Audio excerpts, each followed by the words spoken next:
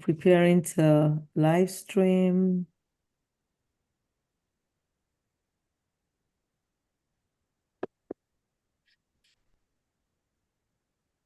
Prepare.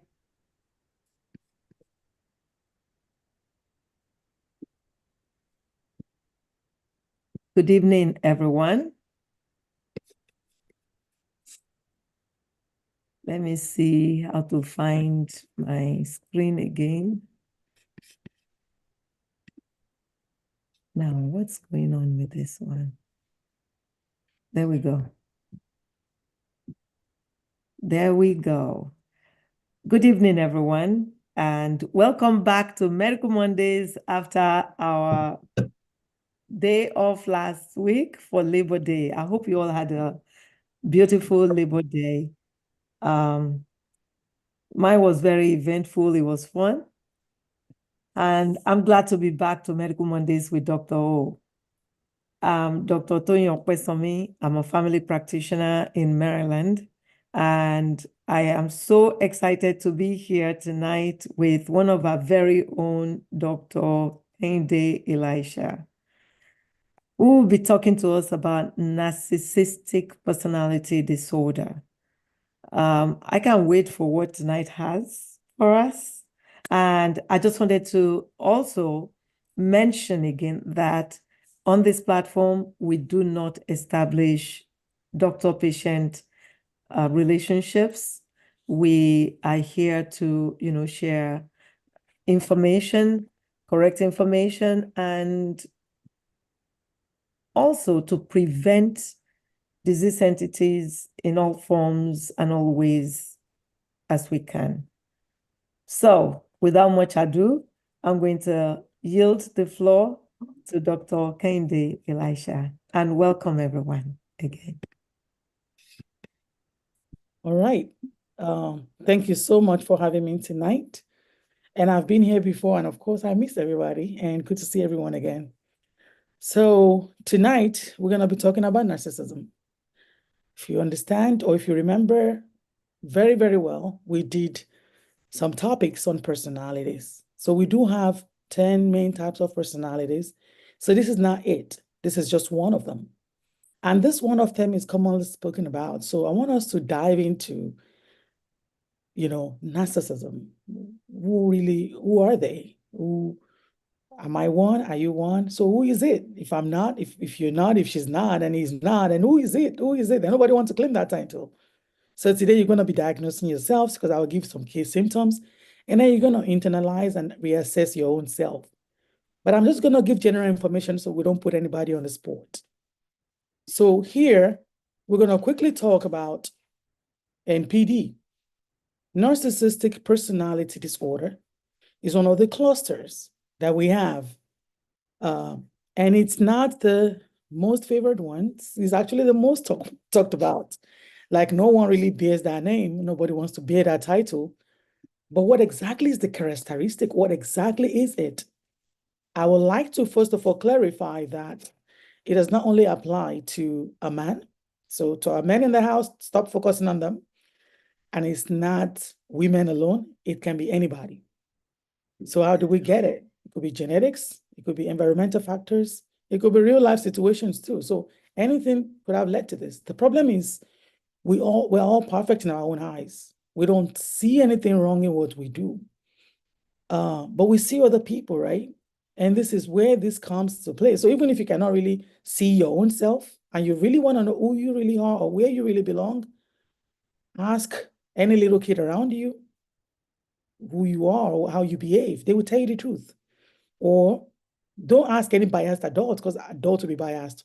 Or maybe your coworker, whatever anybody complains about. That is the way you pick up your own traits sometimes. And even you yourself, there are some habits that you just can't break away from. And that is the way you know who you really are. So what exactly are the characteristics that we see with narcissists? They are grandiose. They have sense of grandiose, sense of self-importance. They are preoccupied with fantasies. They believe in being so special. They want you to treat them just like that. They have need for excessive admiration. We all want to be admired, but excessive. And that is what tilts personality to the edge. We all fall under one of these personalities or even multiple. You don't have to have one. It could be multiple personalities. But the difference is just that the chronicity of it, like how bad is it? How much of it do you really have? That's what makes it a disorder. So if you start seeing yourself in these things, that is not the right way to diagnose either. But at least if you have a sense of it, then maybe you should go get some professional help. So need for excessive admiration, sense of entitlement. You believe that, okay, this is your right and that's your right. Interpersonally, exploitive. What does that mean? You take advantage of other people, lack of empathy. You're just not, you don't care. You don't care who dies and who lives. You don't even feel it. Envious of others. You are very arrogant. And in attitude and every of your ways of life, it shows up. So we need to also know that people with narcissists, they also have this fragile self-esteem. And because of this, relationship can be strained.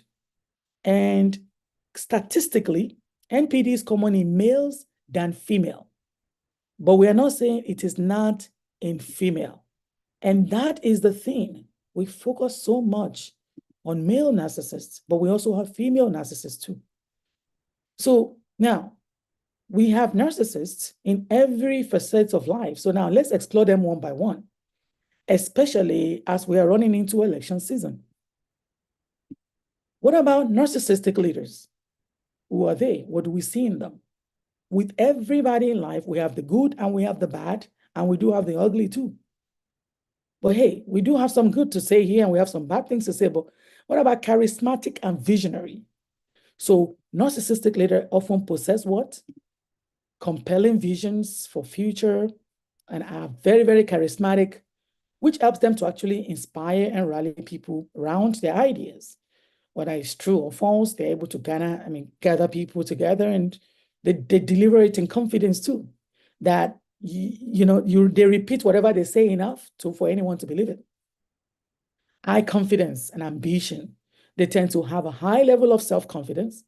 That doesn't mean you are a narcissist because you are confident. You see what I'm trying to say now? You don't pick one thing and fly with it. It's multiple factors that you have to look at. Self-confidence, very ambitious. They can, which can drive them to take bold risks and pursue big innovative ideas. Their confidence can be contagious. It attracts followers who believe in their vision too. What about sense of superiority? They often believe that they are uniquely qualified to lead and view themselves as superior. That's the thing. You will always be beneath them. That's a very, very negative part of them. So you amount to nothing to them. You just have to, that's just the way they see people. But they may not necessarily communicate it. They have need for admiration. They want to push you away. They want to mock you. They want to say nasty things to you, but they want you to love them and kiss them and still praise them. Who does that? Now, manipulativeness. Narcissistic leaders may manipulate, may be very, very manipulative in situations, or even with people, and to want to maintain some kind of control to ensure their success. They're often skilled at using other people to achieve their goals, which is a very, very terrible thing. Then they will achieve their goals, and even if things go downhill, they will dump you in a heartbeat. They lack empathy. That led me to the next point. They lack it. They are indifferent. They don't care how you feel. Feelings, they don't even get the logic behind feelings. They don't know. Feelings is nothing to them. Exploitative behavior. They may exploit others to achieve their own ends, seeing people as tools to be used. That one falls back on my manipulativeness. So 5 and 7 kind of connect. Grandiosity and self-confidence. Their grandiose sense of self may lead them to overestimate their abilities. By the time you really dig down, you find out there is nothing there. But you have to take time to dig down. You find out it's like an empty barrel that makes the loudest noise. That is what an adage says in my country, and that is true with the narcissists. But on the surface, though, you wouldn't know until they hit that ceiling and you don't get anything out anymore. That's when you see it. So that takes over time. That catches up with them over time. It's not something that you pick up the first year, second year, or third year. It takes many years to for them to hit that ceiling. So which leaders are really, or have been found to be narcissists? Common ones, the few ones that we know: Steve Jobs. See, Apple is a big deal, right? $1 billion business, and it's thriving. He started, he's part of the leadership. Of course, unfortunately, he died, right? He has a charisma. He knows how to inspire other people. Okay. And there are some other traits too, of course. What about Elon Musk? Elon Musk also have other issues. That's the thing. I'm going to talk about comorbid conditions. There are some other issues that can be going on that will look like narcissism. Does it make sense? And I am not going to seal this diagnosis. These were based on research, and those research are not necessarily true. It might be ESA too. Does it make sense?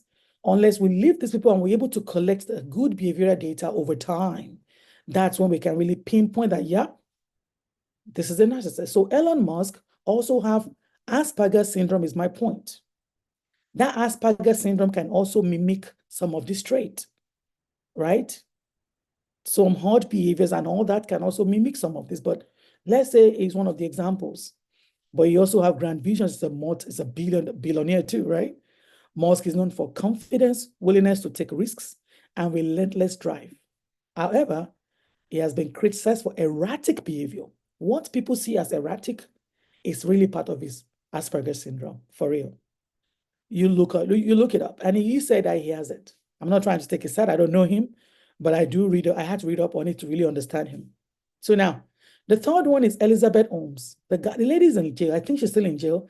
They brought down her sentence to I don't know how many years now, but she's the one that found this technology company, displayed many narcissist traits, and she was charismatic, visionary, and they found out that everything was false. She was just manipulating people.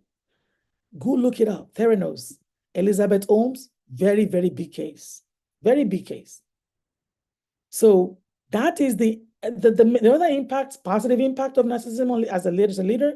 They drive innovation, they push boundaries, they achieve extremely good success. The negative impact, though, is that they lack empathy. They are manipulative. They have potential for ethical breaches that can lead to toxic work environment. High employee who wants to stay? Excuse me. High employee turnover rate. And of course, organizational failure eventually. They just crash down eventually. Nobody want to work with them. They are focused on personal gain. They come out as being selfish a lot. Does it make sense? It's so obvious. And that personal gain can now undermine their long-term success and damage their reputation eventually. Just like we're seeing with some leaders out there right now. All right?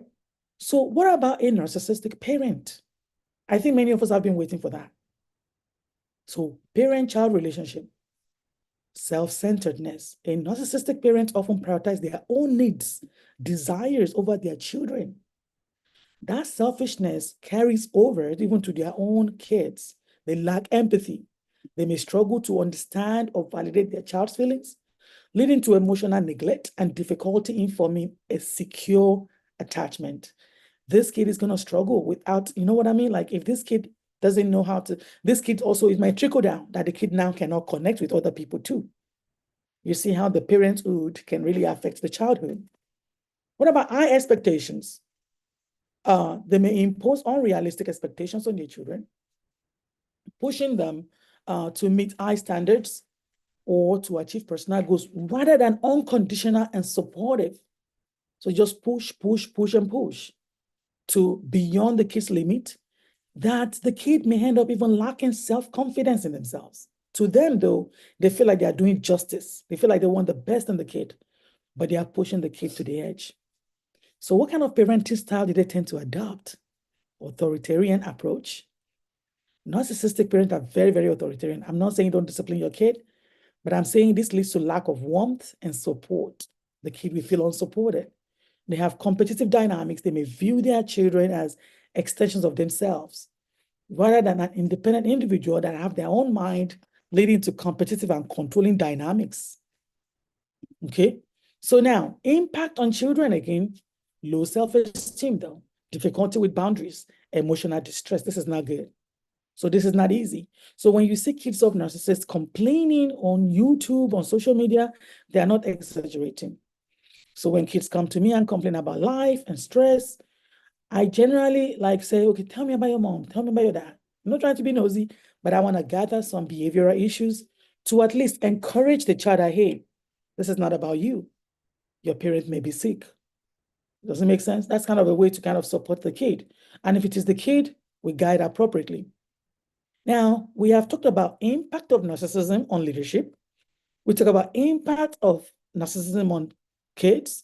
Now we're going to talk about impact of narcissism on romantic relationships. They might be very controlling and manipulative. They lack empathy. They are inconsistent attention. They may alternate between idealizing and devaluing their partners, creating an unstable and unpredictable relationship environment. Now, what about partners' experience? They feel exhausted. Partners of narcissists, they often experience emotional exhaustion due to constant need to meet the demands. There is only so much you can give as humans. They doubt themselves. Am I really this person? Am I really this? Am I really worth it? So they may really, really lack or lose themselves. They may have diminished sense of self-worth. Does it make sense? Due to the demeaning behavior, because there have been so many put downs. Now there's that, there's that shield making you feel good about yourself. Isolation. Narcissists may isolate their partners from friends and family to increase their dependency and control, leading to social isolation. Social isolation is what's now going to make this person even feel worse about themselves until they break out of that shell. What about relationship longevity? For how long can this really go on? So conflict and strain, relationship may be marked with frequent conflict, misunderstandings, there is no support. Eventually, everybody gets exhausted and then the relationship would deteriorate. Challenges with intimacy, of course. They can't connect emotionally. They can't see, it's like some big wall in between two people. Does it make sense? Because narcissists will focus on their own self-interest and then it can affect the emotional development of the relationship. Impact on friendship and social relationship. Friendship dynamics, again, is only the connection that you see right now with friends, with the leaders out there right now. It's all on the surface, superficial connection, exploitation, emotional drain, unpredictable behavior, and so on and so forth. Now, what I want to quickly say right now is, what kind of defense mechanism do narcissists use? What kind of defense do they use? They have dismissal or denial. They may dismiss criticisms or as invalid or irrelevant. They might even deny flaws or mistakes, projecting an image of infallibility. They tend to project a lot. What they are doing, they throw it on other people. They may want to rationalize. They may rationalize their behavior or blame external factors for any shortcomings or failures. This allows them to avoid accepting responsibility. Aggressive responses, hostility, anger. They can react with very, very hostile behavior. They can be angry. They may view criticism as a personal attack. Personal attack. You're really honestly criticizing them for what they've done, but they think you're attacking them for who they are. Retaliation. They tend to retaliate. In extreme cases, they may seek revenge. You hurt a narcissist, you're going to lose your job, most likely. See how many people have gone on CNN? Just think about that. Counterattacks, deflection, character assassination, withdrawal, silent treatments. I hope you can reflect on some of these things. Some narcissists may respond to criticism by withdrawing or giving a silent treatment, avoiding engagement with critic, emotional detachment, of course, may emotionally detach from situation, of course, appearing indifferent or unbothered, just as a way to defend themselves, to protect themselves. And they also overcompensate. Exaggerated self-praise, grandiosity, cognitive dissonance, like selective memory and stuff like that. What I want to quickly point out is this, so we can have a little bit of discussion time too. So I don't take too much of your time tonight. I want to quickly talk about other things that also look like narcissists. So there are comorbid conditions that look like narcissists. So I will talk about that later. Let's quickly talk about coping mechanism. Let me say you have one in your life right now. How do you cope? You want to establish boundaries, set clear limits, Be consistent and enforce those boundaries too. Manage expectation, set realistic goals, and adjust your expectations in case there is a disappointment. Self-validation, seek validation and support from sources, of course, outside of parent-child relationship, such as friends or therapy. So if you need that extra support, go get it, especially when you know what you're already dealing with. Don't confront them. Avoid confrontation. You got to choose your battles. You will turn into something else, or you will turn to a narcissist too if you start attacking like that. So you will start acting like it. There's something called folie à deux. So when people are going through something around you, you tend to also buy that behind. You're acting just like it. You remember Michelle Obama said, when they go low, you go high. So start applying that to your life too. When people are going low, then you go high, so that you don't turn into who you are not. So confrontation, you need to avoid it. Of course, you will need a lot of support because there's a trauma, depending on the extent. See, some narcissists are worse than others too. If it is really, really bad one, you're going to be traumatized. So if you feel like you are at that level, you will need a lot of support. Limit interaction if you can help it, to block that negative energy from your thoughts and life.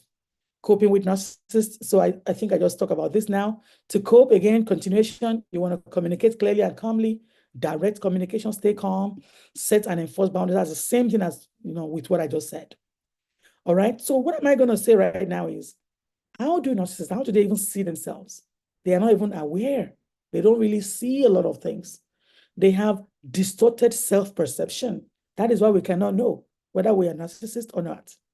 The only way to know is for somebody to tell us, or for us to pay attention to what people are telling about us and look and think inward. They lack that self-awareness. They usually have distorted self-view. So there is nothing anybody say about them that we see it as condemnation, because just like anybody else, they see themselves as good. Does it make sense? Mainly because it's part of the pathology that they have distorted self-perception. Denial of problems, of course. They will deny or rationalize. If I don't know that I am somebody, I would definitely deny it. I will feel like you're smearing my name. That's the way it's going to feel. Does it make sense? It is only the person experiencing it that we know what they are going through and that we know what they're talking about. Does it make sense? So that is because of that concept, distorted self-perception. They see themselves as up there.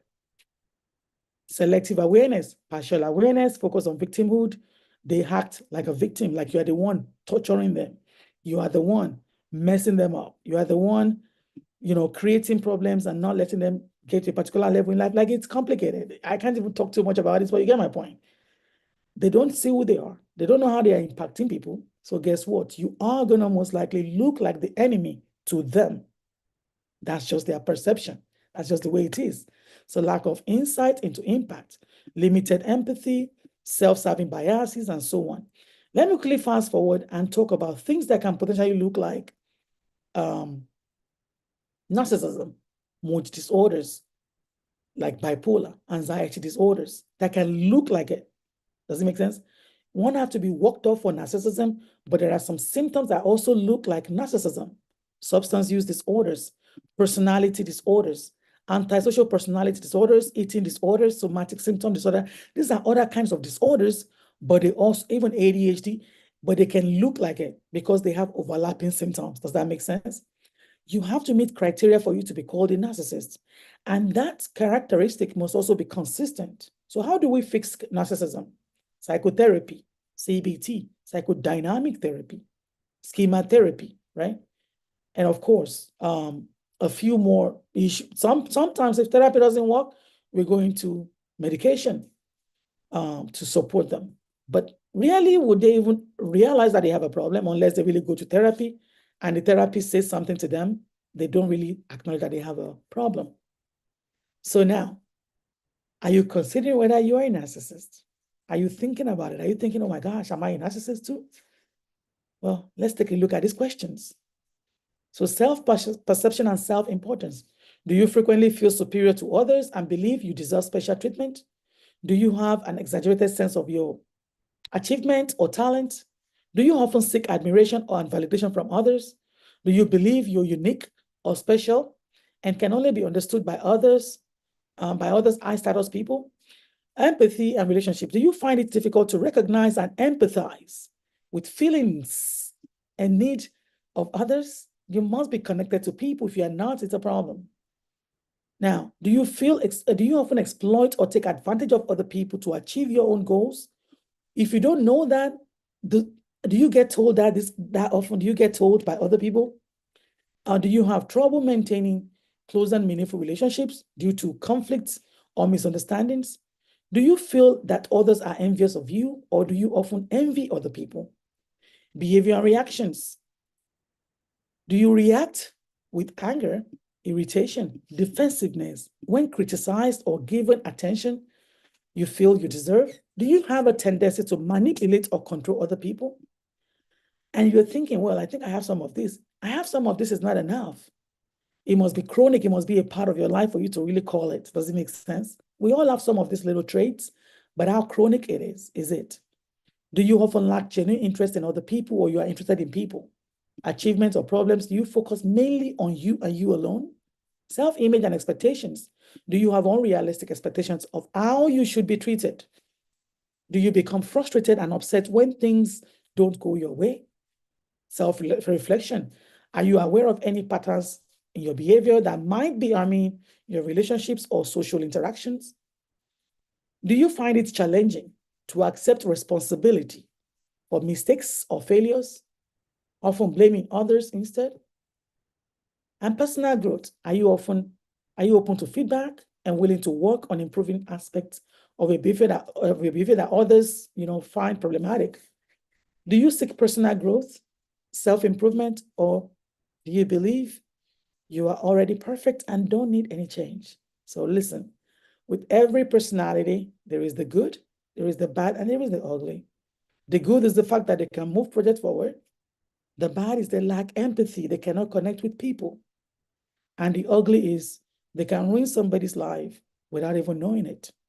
Thank you so much for listening. Do we have any questions? Wow. Thank you so much. You're welcome. Wow. I was looking at this and I'm realizing that I have encountered some of these people, not fun. So if you put down this slide, please, I'll be able to, access more. Something that I saw that was common in the examples you gave in the beginning was demanding. With Elon Musk and Steve Jobs, I saw that's demanding. They are often demanding in their employment area. So is this a trait that is common across all of those that are narcissistic? Yeah, very, very difficult to work with. Very, very difficult to work with, because think about it. Because they're thinking about themselves. Let me say you work with them, you're a woman, you're in labor, and you say, oh, I was in labor, that's why I came to work late. They don't care. They can still yell at you and shout you down to go do your work. They can't even hear you that you were in labor or that you got in a crash. They are not connecting with your situation at that moment. They are more focused on, oh, I want productivity. Go get your work done. I don't care if you're dead or dying. It's that bad. It's a personality disorder, and we know that there are no treatments really that I know of that works well for personality disorders. So, and since people with these disorders don't even recognize it and don't accept it, you talk to them and they don't believe it. I saw something there that was scary because I just had an experience with somebody and shared with them that, this person said this about you and it is not positive. And the response was, well, that's the way they feel. So it's none of my business, right? Because that's the way they feel. I found that scary. And how do you even cancel somebody like that? Where do you start?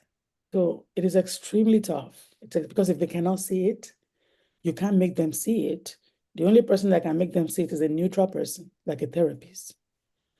A normal human being anyone listening tonight, if anybody is complaining about a particular, you can't see it, but 3, 4, 5, 6, 7 people, anyone you can encounter, they complain about a particular trait about you, take it seriously.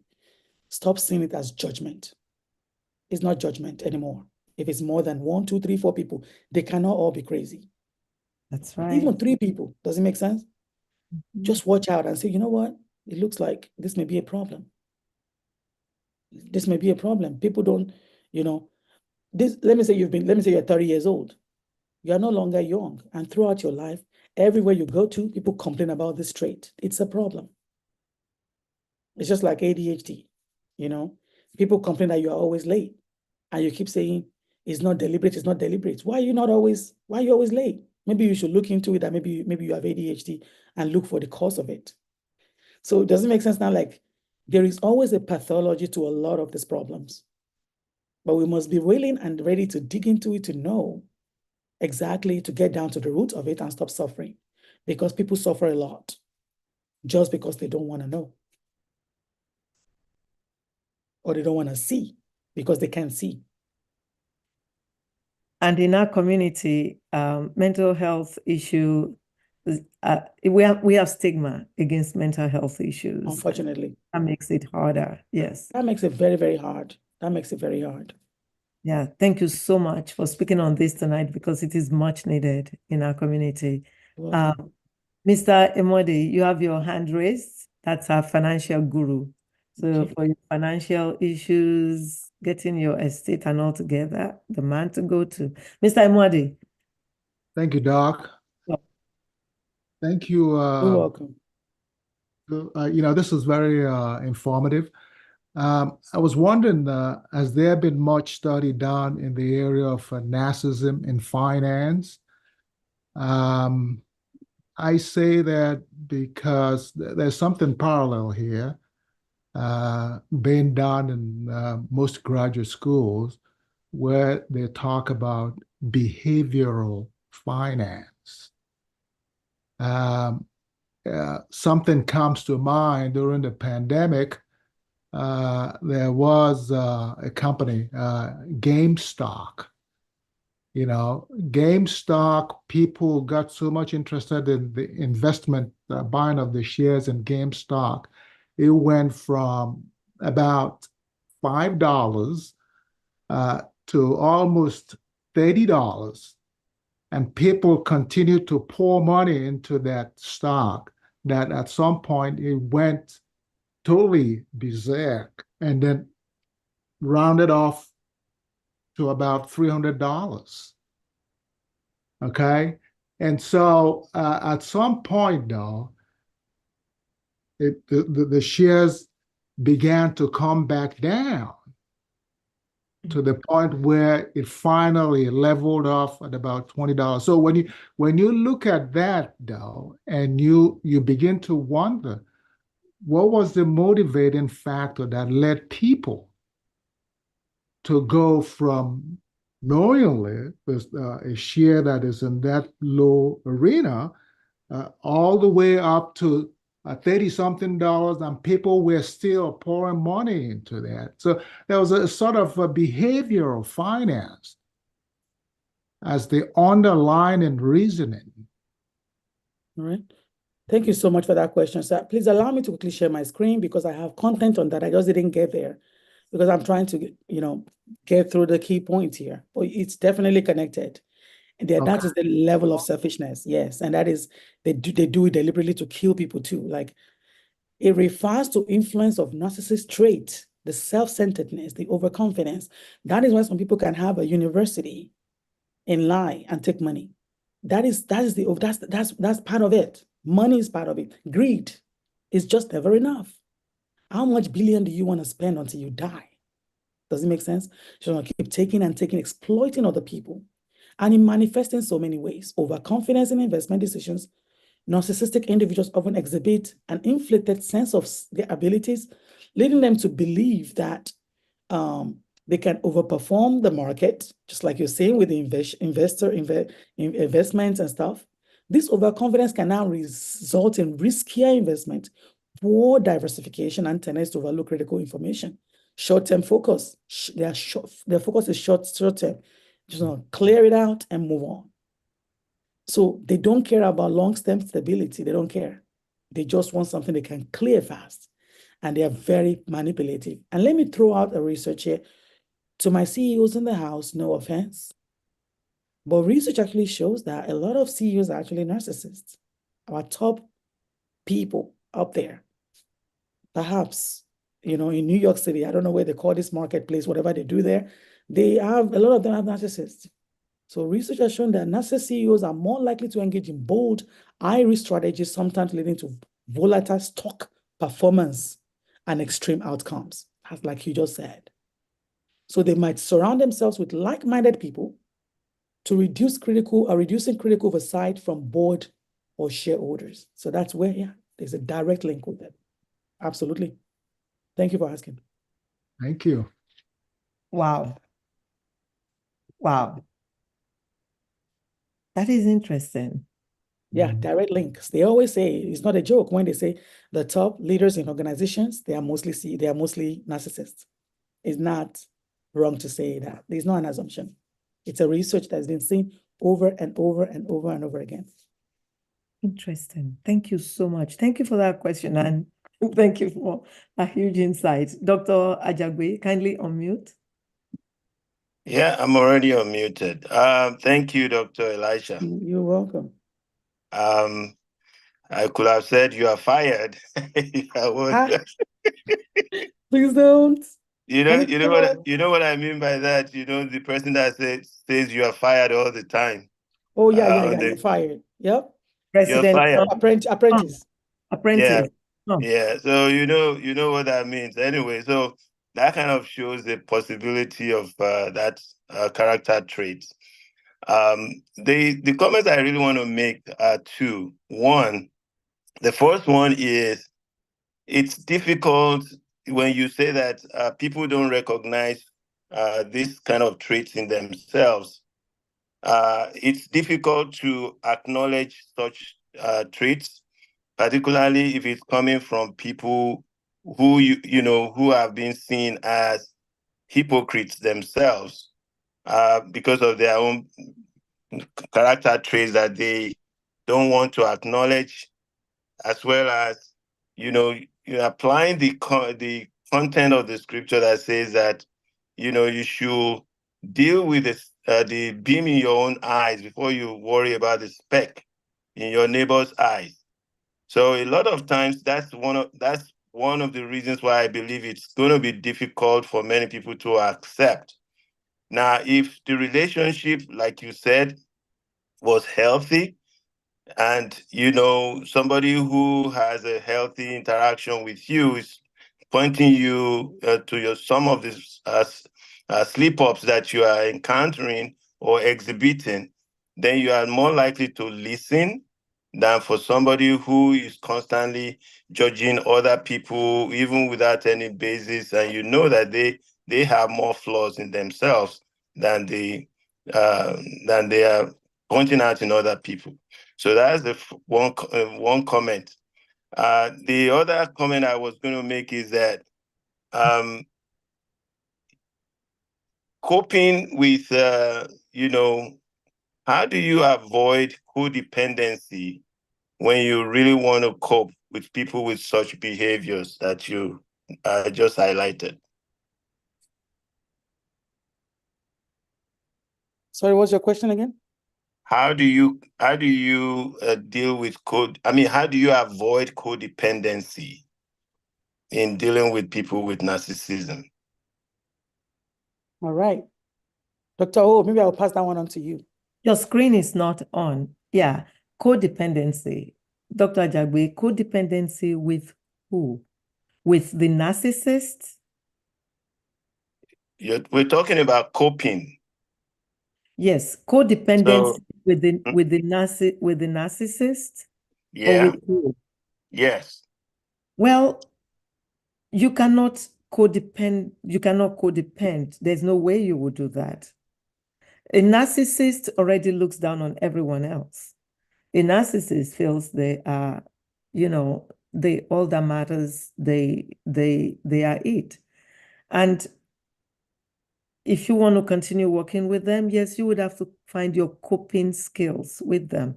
As has been said, and you said also, if they don't believe, they don't even see it, they don't think they have a problem, how do you help them? How do you help somebody that doesn't see that they have a problem? How do you help somebody that if you even tell them that, hey, you're doing this, they say, that's your problem. That's the way you think. So I'm not even talking about helping them. I'm saying in terms of relating to them. That's what I'm saying, the same thing. That in terms of relating to them, if you still want to relate to them, then you have to find coping skills to relate to them. We have many of them around us that you already know this person is like this. So you know what? That's how they are. I'm just going to leave them where they are. We have people like that.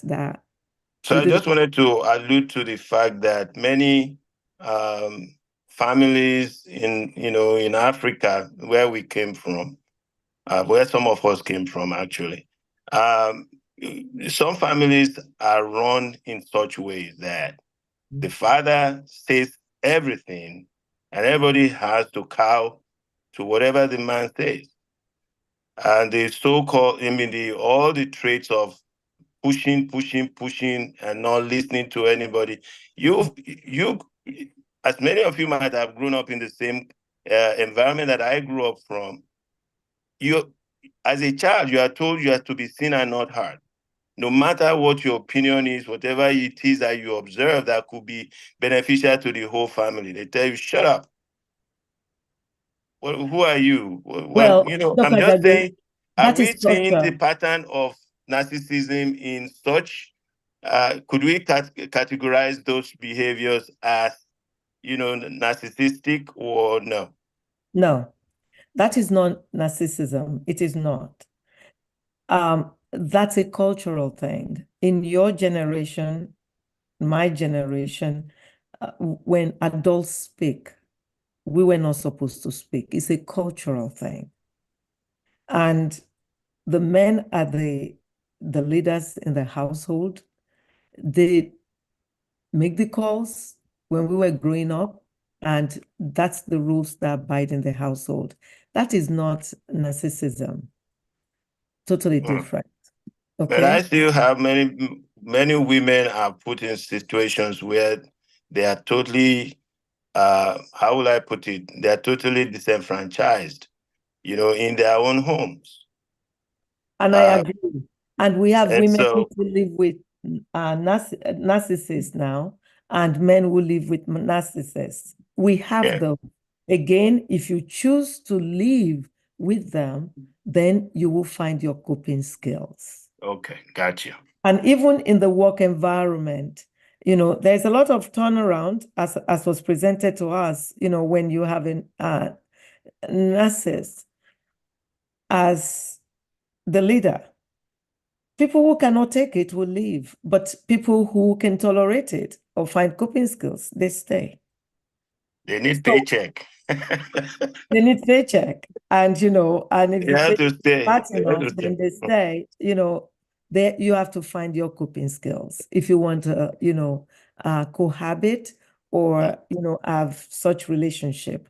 We have some of them around us that we like, you just put them in their corner. That, okay. And they've done, okay. That's the way they are. They are around us. Mm-hmm. Thank you so much. Thank you. Yes, thank you so much. I think Dr. O took that codependency question before, and she did an extremely good job explaining it. That was why I passed it right on to her. Thank you. Thank you. Thank you so much for taking it. Thank you. Dr. Ajagbe Kade pẹ̀lú orí ẹ̀dẹ́ fìlà ni. Dr. Ajagbe, where's your filler? It's what she's asking.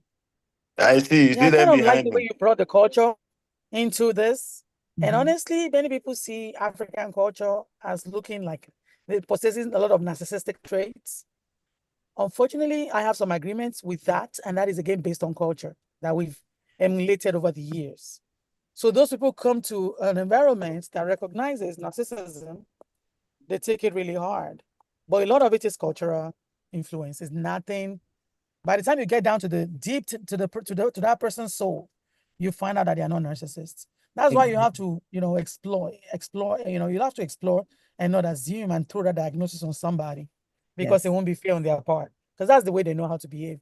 And that's why in DSM-5 also said we have to put culture into perspective before diagnosing anybody. So culture plays a major role. Some people are just naturally like that, but they have a good heart and they are not narcissists. Narcissists do not have a good heart, period. Yep.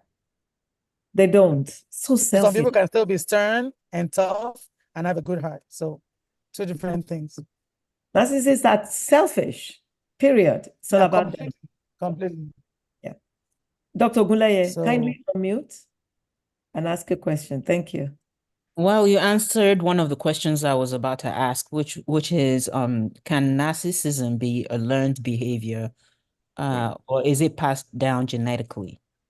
But I also want to make an observation on that saying, remove the speck in your own eye, blah, blah, blah. When a person says that, that's a perfect narcissistic go-to response, because they gaslight naturally. So that's one thing to consider. And also I wanted to ask, can there be narcissism on a national level? Of course. Because the way I'm looking at it, the Western world sort of exhibits that, the way they went all around the world and just gathering resources for themselves and killing and pillaging and looting, not caring that these are human beings too, and shipping them over here to labor for them and all of that stuff. Could that be narcissism on an ethnic level, on a national level? That's my question. Thank you. Wow. That's a good one. That's a good one. I have thought about, that treatment being brutal, but I think, like I said, narcissism also overlaps with some other psychopathologies. Maybe those leaders, maybe they have other pathologies, or whoever started it probably have some mental health issue and people started to follow the trend. I wouldn't really say that all slave masters are narcissists. To them, I'm sorry for using that word, to them, they were doing business. At the time, it was business. Does it make sense? So it is hard to generalize that, you know what I'm saying? It's narcissism. For example, let's compare the slavery then to some housemaids that people have in like third world countries, and look at how they treat them. That is what I would call narcissism. You know what I'm saying? So at the same time, maybe that's all they know. They don't see them as people. So this kind of tend to get passed on and pass on. So when slavery started, who knows? It might have been started by a psychopath. Does it make sense? And then people start to say, oh, there's money here. And then they adopted it. And by the time so it became a culture. So it is hard to say, you know what I mean? To call it all narcissism as a national level. I think it was a cultural thing at the time. Does anybody have anything to add? Do you have anything? It's more so business. It's conquering and doing business. Correct. It's different from narcissism.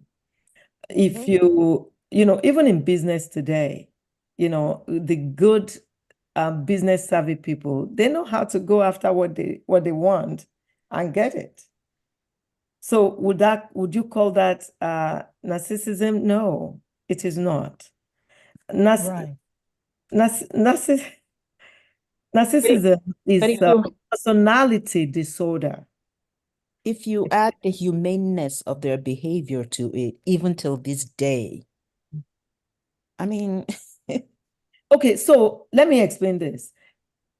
Narcissism is a personality disorder. When you're talking about humaneness and all of that, there are other personality disorders that they can even fall into. So when you're doing business, we all do business different ways. Okay? And a lot of people that call themselves the multimillionaires and all, I see them, 99% of them are selfish. They are they don't give They don't give, unless correct. unless they can showcase them. If it's Mhm. given under the table, to help somebody, you will not see them there. I agree. And that's their personality. I'm yet to see a true multimillionaire that really actually gives. Without camera. So Yeah. on the national level, no, it is divide and conquer, making, doing business, making sure that we are the one in power. On the national scheme of things, every country wants to be in power. They want to be the world power. And that's what that is about. That's not narcissism. And, well, there's a question that is killing me I want to ask, but I'm going to go to our writer, author, Attorney Morenike Oyenusi. Kindly unmute. And then, Madam CEO, I'm coming to you after that. Kindly unmute and ask your question or give your comment. Attorney Oyenusi. I was trying to unmute, sorry. Okay. So I find interesting the discussion about culture and narcissism because I was blessed. I didn't grow up in a cultural or a traditional household when I was growing up. My parents were not traditional at all. But I think that there's a fine line sometimes between our cultural traditions and narcissism, because I think our culture can be a breeding ground for narcissism. And I think people use our culture as an excuse for what is their natural narcissistic behavior. And I'm not an expert at all, obviously, but these are just my thoughts that we can have our traditions and not be narcissistic at all, but I think certain people who do have those traits then can use our culture as a point of oppression. And just going to what our previous commentator said, I'm just piggybacking off what he said. But I think he may have a point that there's a strong link between the two. So those are my 2 cents. Do you want to take that or do you want me to comment on it, Dr. Elisha? Yeah, go ahead and comment on it. Well, I would say there is actually, our culture is distinct. Every culture is distinct, and there is a difference. Again, narcissism is a personality disorder. And even in culture, those that are narcissists, you will see it clearly. And I want to use the situation of husband and wife, especially the husband. If the husband is a narcissist, it goes beyond culture. They take it over beyond culture. In our culture, for instance, our culture, I would say African culture is empathetic, is welcoming. You get everybody together, everybody doing things together. It's unselfish. It's strict. You cannot do certain things, you can do certain things, but it's not selfish. These are all, but people who are narcissistic are selfish. They don't care about others. Our culture is very clear, is very caring. The only thing is that it's strict in certain things, and that's different from, this personality disorder. But I understand your comment. Yeah, You're thank you welcome. for clarifying that. I think, and I guess that's why I said maybe some people use it as an excuse, like the tradition as an excuse for their behavior, which shouldn't be, but they're using the culture and tradition as an excuse. Whereas, as you said, it really shouldn't be like that. Our culture is more positive than sometimes it's portrayed to be because of the way certain people warp our culture and our traditions.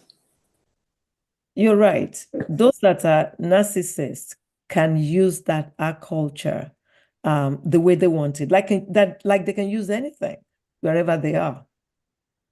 but our culture is not narcissistic in itself. Madam CEO, go ahead, ma'am. You have the floor. Thank you. Unmuted, yeah. Yeah, thank you. Thank you, Dr. Welcome. Looking good. Thank you, ma'am. Yeah, I mean, I know that you educated us that it's a personality disorder. And when you said that, my head immediately went to it's a spectrum, because there are so many attributes that was mentioned in a narcissist that other people possess who are not necessarily narcissist. When you talk about this slave masters that Dr. Ogunleye Yeah, Dr. mentioned, O, yeah. and you look at the Nigerian setup, there are a lot of parents who are very nice to their housekeepers, and there was some who treated their housekeeper like dogs. Mhm. Before the girl or boy even said something, they would have slammed their head into the wall and say, Left and right. you Yeah. know. And those people are still around today. That's why you have a lot of women in shelter, abuse to women, because they're dealing with this kind of behavior. There are men, and I know that more men are narcissistic, but you also find them in different professional. A lot of pastors are also narcissists, because narcissists always want people that they can lord their opinion over at all times. You can't challenge a pastor or imam or Buddhist or any of those people. They always have to be the one to have the final say. But it doesn't mean that other people, there are so many leaders also that may have something similar, but they're not necessarily narcissists. So it's a very difficult, I'm just saying this so that we don't go around with a telescope trying to diagnose everybody that is a leader in our community as being narcissistic. But the sad part also is, I don't know if Dr. O would agree, to some degree, some of them are bipolar. Correct. Because when they are nice, because I have a couple that I can see as employees, they are so talented. They are extremely talented. When they're on, they're on. And when they're off, they're off. So it's a question of how do we balance this? And they will gaslight you, like Dr. Ogunleye said. Yes, they will make you feel like you're the one who doesn't know what you're talking about. You're the one who is crazy. You're the one, in order to validate who they are. So we have tolerated all of this in the community for a long time, but now that we're learning, the question is, how do you successfully relate with people like this? Because how you relate with them as an employee to employer is different from how you can relate with them as a spouse or even as a or siblings. Thank you. Oof. Right. That's a good Personality question. disorder. Yeah, go ahead. Yeah, that's Go a very, ahead. very good question. And that is why there is a concept called IPV. That is called intimate partner violence. So a lot of this personality, even the narcissists, they are the most charming people, period. Okay? There is something magnetic about them. Seriously. Especially, of course, it's common in men, but in women too. Okay, so why are they charming on the outside? They are going to be charming on the outside because that's just the way it's designed. It is the people that live inside the house with them that feel the heat.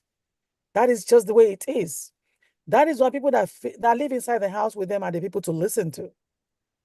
And vice versa too. Whatever they say about you too may be true because they see you as well.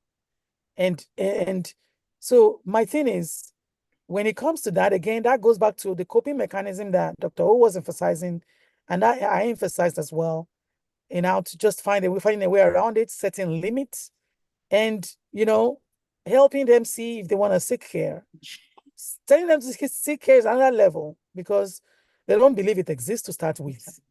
So I don't know. It's a very, very complicated issue because even you saying something about a narcissist outside, you're looking like an idiot because they see a different person outside and you are now saying all this rubbish about the person. So nobody would even listen to you. So you have to take care of your own self and focus on you and see how you can get by in that relationship. But yeah, you're right. It is different. or one-to-one. You are the one feeling the heat. And that you mentioned just now briefly about bipolar. I think a lot of Africans are bipolar too. A lot of them. And they don't know it. They don't. And honestly, you can just see it. So the way to cope, apart from learning the coping mechanism, I highly encourage everybody to actually learn and understand psychopathology, not just personality disorders, psychopathology in general, because some people also have borderline autistic too. And a lot of African men actually do, but they were not diagnosed. And that's another topic for another day. Borderline autism or high functional autism in adult can also mimic narcissism, but we cannot call them narcissists because they don't fully meet the criteria for narcissists. So that also play a part in all that. So it's kind of complicated. So at the end of the day, you got to focus on you at some point so you don't break down. Dr. Ho, do you have something to add? Coping. You have to find a coping mechanism Yeah. with everyone. And don't we all do that? We have friends with different personalities, and you love everyone where they are. You have And to. Dr. Guleye said something about Dr. Jagbe's comment that take out the beam in your eyes,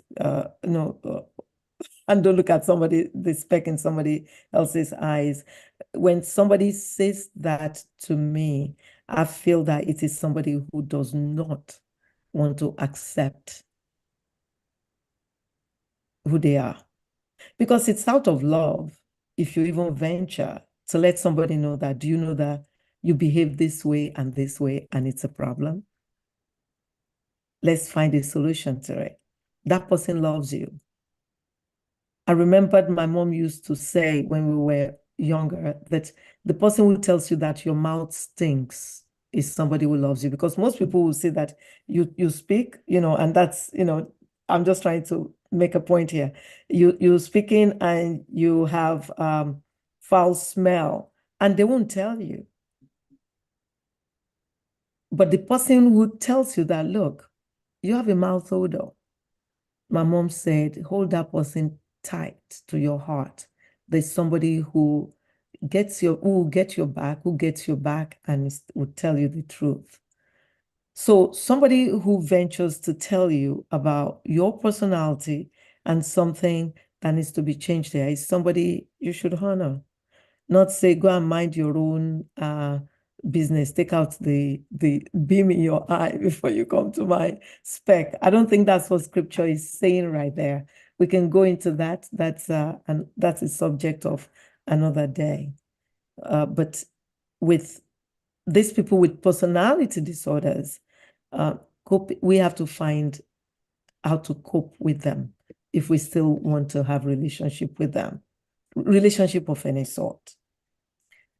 So Shola's iPhone, kindly unmute.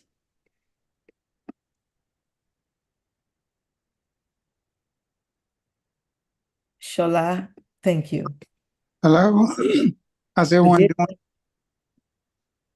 Yes, good I just want to shed some light into this issue of narcissism and narcissist. We're talking about three-legged stool here, from what I'm hearing. We're talking about culture. We're talking about what other one we talk about? Narcissist. And then somebody mentioned about bipolar or something like that. Now, the way I see it, okay, if you want to know somebody that is a narcissist, all those individuals that enjoy surprising people are narcissists. Okay, you like to surprise. That's the very thing you check with people. Do you like surprising people? Well, I want to surprise them for their birthday. Who are you doing it for? You're not doing it for them. You're doing it for you because you get the satisfaction and they get the almost heart attack from doing that. Okay, so the trait, behavior of someone who is narcissist is very parallel to the behavior of those individuals that like to surprise people. That is one leg of the stool. The other leg is culture. I despise people that like to put everything on Africa because they are exposed to Western culture. All of a sudden, the African culture is bad or not very good or not acceptable. We have a culture, something that we do, how we treat, and most of the culture in Africa is based on biblical standard. Some people take it to the extreme, I agree, but most people base it on biblical standard. Now, we talk about relationship in the home. Relationship in the house, most of the time, is based on the background or biblical standard that a man is the head of the house. If man is the head of the house, I'm not saying that some people don't take it to the extreme. Yes, they do. But when you look at these people that we're talking about, that they are narcissists and everything I've been hearing, it doesn't correlate, in my view, to what somebody would call somebody is a narcissist. Because narcissism, when I look at it, is behavior and emotional disposition. Okay? Emotional and behavior combined together, because all these people that if you look at them, they want to be noticed, they want to be accepted, they want to have the last say so on whatever thing that happens. If you work with them, most of the time they are your best employees that you will have, if you give them the room to develop, to help you out. When they make mistake, you put them in the corner and tell them, they likely, mostly, will accept their mistake. And most of the time they are the, what we call unofficial leaders in your organization, and you don't even know. You can use your narcissism to your advantage, to increase your production or whatever thing you do. Okay? Narcissism is one thing, emotional behavior, and that is another thing. Then the culture is totally different. It's completely out of it. Okay? Everything that is bad, somebody wants to align it with African culture, that the men are bad, the men are this. No, they're not. That's the culture. That's the way we grew up. That's the way we train. Okay, thank you so much. You talked about that a few minutes ago, and we've echoed that. Thank you, because I personally agree with you on that culture thing. But please, what's your background, please? Dr. O is Remy. It's my mom. No wonder I'm agreeing with you. So sorry I missed your call, but that's another thing. Yeah. Go. Yeah, I agree with you with culture. Yes. And nobody should bash our culture, like I said earlier. Culture is different from narcissism. I totally agree.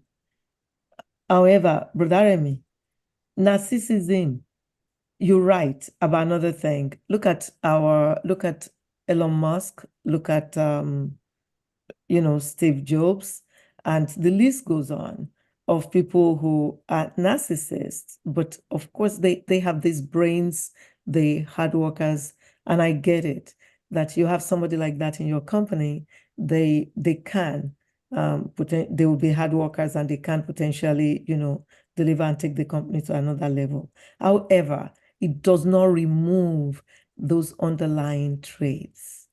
Demanding, selfish. You cannot correct them, and they agree. They don't.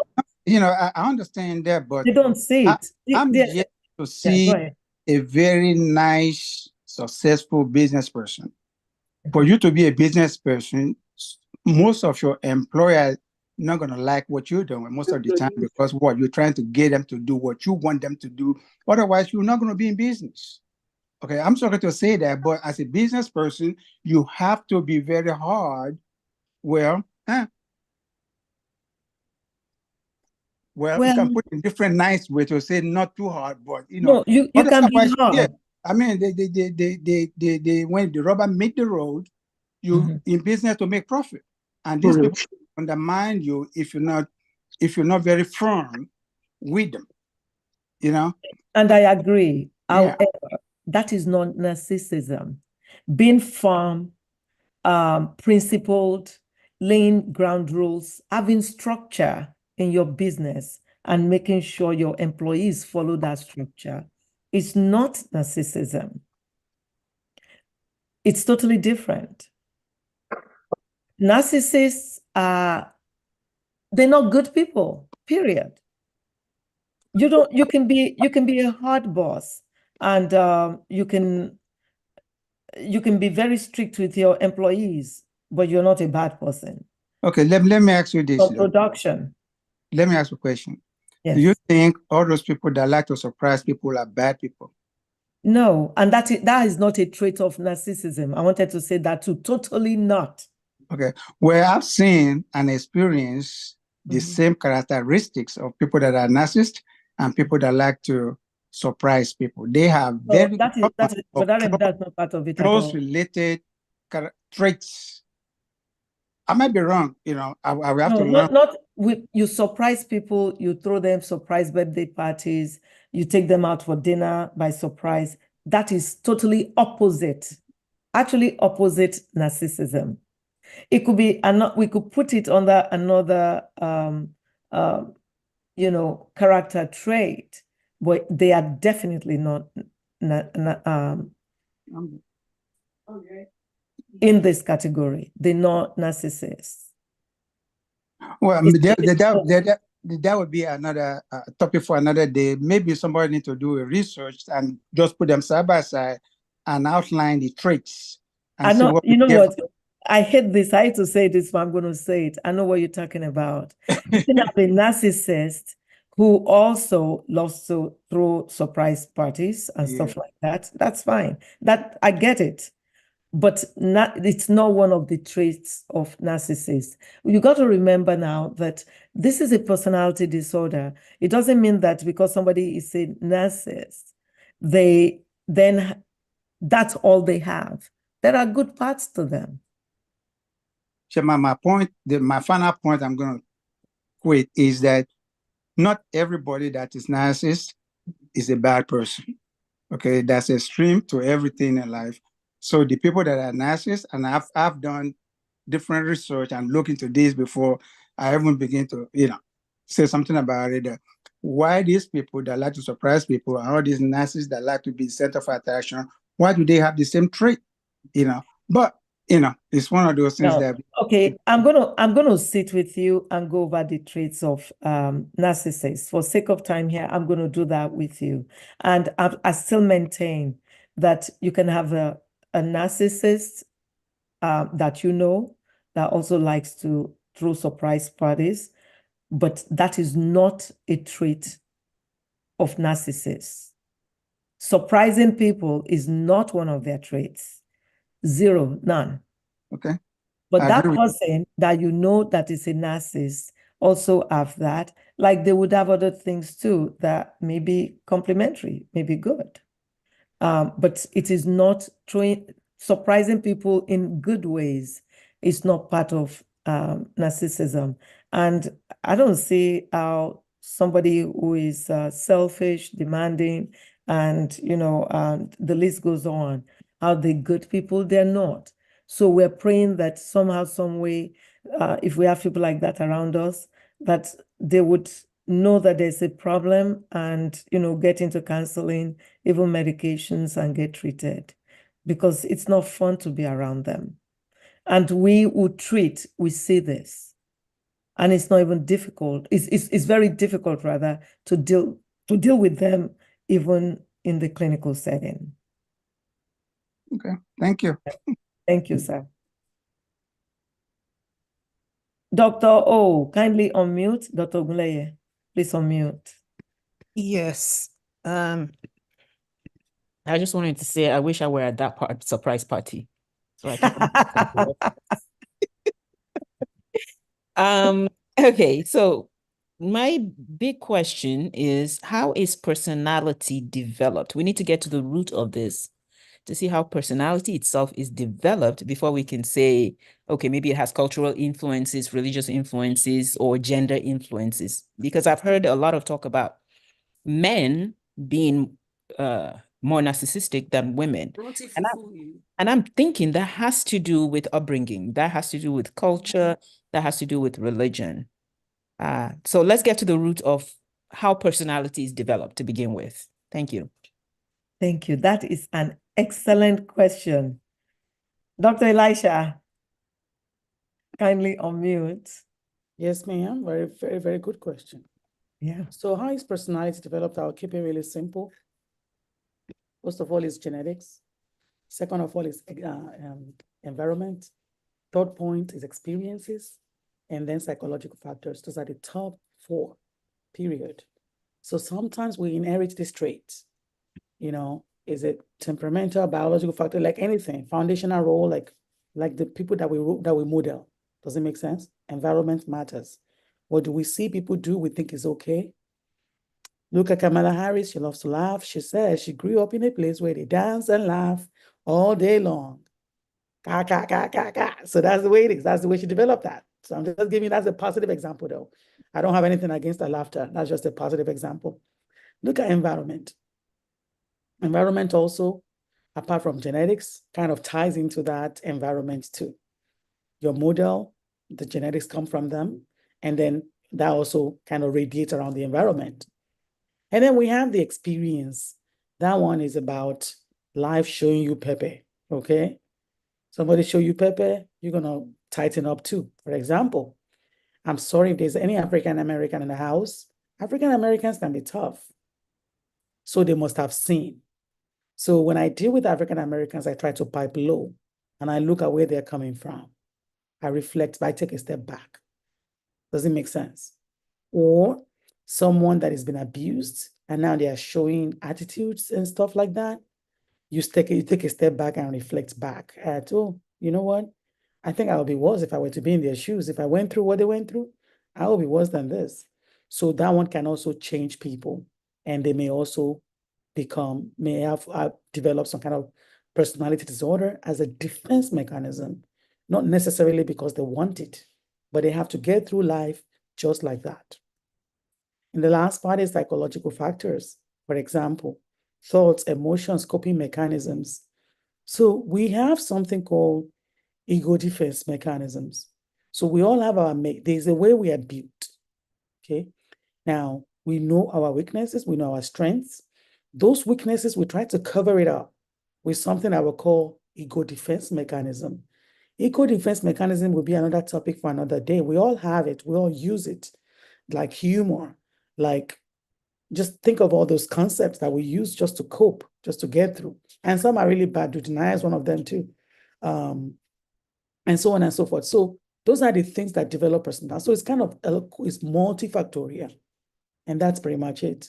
So it can happen to anybody at any time. And it can be situational. And situational is actually very common than genetics too. Sometimes life throws you into a little mess that you wake up, you arise, and you become a different person. It is true. Thank you. Thank you so much. Dr. Gulaye, is your question answered? In a way, because the reason I asked the question is this fact that men have this trait more than women. Right. Yeah. And the genetic factor, meaning they probably inherited it from their fathers, and the environmental factors, you know, the way men are raised, they're raised to be tough, to be able to protect and provide and all of that stuff. And also the cultural factor and religious factor that tells them you are the man, you are the head, so all of this together, I think, may make someone tend towards that behavior. But if that's such a person, though, if they're not biologically narcissistic, that means they have some brain issues going on there, some hormonal imbalance going on there. I'm thinking that there's a solution for that, like therapy and, you know, what you guys do best can redirect people like that. Yeah, the best thing is therapy. But if even there is even no medication for narcissism, and narcissism is usually here to stay, it doesn't go away, just to let you know. However, it can diminish a little bit over time with therapy. It can just diminish, it can be less pronounced. And going back to your question, why are men more narcissists than women? We do have more men because it is what we expect from them as a society. We expect them to be very, very competitive, right? That comes with socialization. The way we see them in society, they have to be competitive. We also have cultural expectations, societal norms, assertiveness, dominance.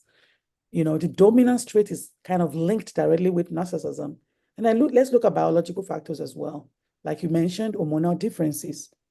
In fact, research shows that testosterone have got some kind of link to narcissism. Thank you. Is that more helpful? Yes, thank you. You're welcome. Thank you. That was an excellent question. Thank you so much. And thank you, Dr. Elisha. Sure. Dr. Jagbe, kindly unmute. Thank you. Yeah, I know this dialogue will be on for a long time. More so because we're almost rounding up. Yeah. No, I'm not talking about this program. Say generally the topic of narcissism. The reason I'm saying that is it's even difficult for clinicians to make diagnosis, let alone people who are lay people who have no knowledge of, that aspect of medicine. So I think it's dangerous for everybody to start labeling other people with kind of traits that they don't even have skills to recognize in terms of diagnosis. So it will be best, for such diagnosis to be made by clinicians that, are trained to do that. Rather than everybody just willy-nilly just describing people with all kinds of diagnoses that they have no power, they have no knowledge about all of this to do. So we have to exercise some care, some caution in just throwing words around. Thank you for that comment. Thank you. I think that goes with everything, but it's part of culture too. Thank God you're a dentist. We used to brothers and sisters coming in with their diagnosis before we even know what their symptoms are. So, but your advice is very, very right on point that, even with us diagnosing, sometimes it's not black and white. It's not that easy. And we have to tweak it to make diagnosis. You are absolutely right. Dr. Izugu, you are unmuted. Go ahead. Thank you so much. My question is more for, I don't know if we have pastors on the forum. The narcissistic personality. Let me scout them. I wanted to know if they can cite examples, maybe a few of them, in the Bible that have narcissistic behavior, personality, and how did God handle them, or how were they handled? So at least we can learn, how to approach it in a biblical perspective. Thank you. Excellent question. Papa Mike Oyesa. Good evening, sir. And can you please take that question, sir?